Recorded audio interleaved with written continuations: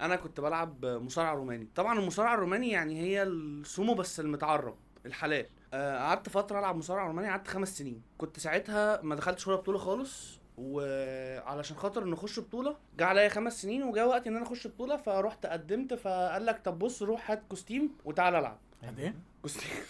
كوستيم ايه ده؟ ده اليونيفورم بتاع المصارعه الروماني. اوكي، ده اللي هو بيكون الحمالات والشورت ده. بالظبط. عم خيري حلو.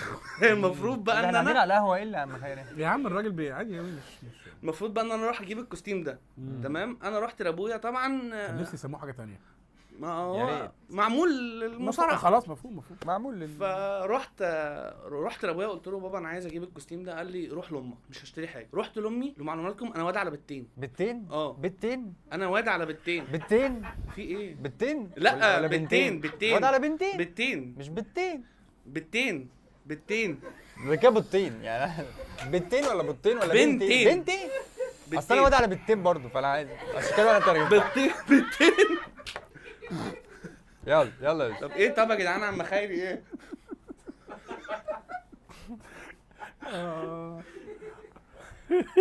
شفت بنتين دي؟ طيب ضحك على اللي جه في دماغه. تحية كبيرة مهندس. الله.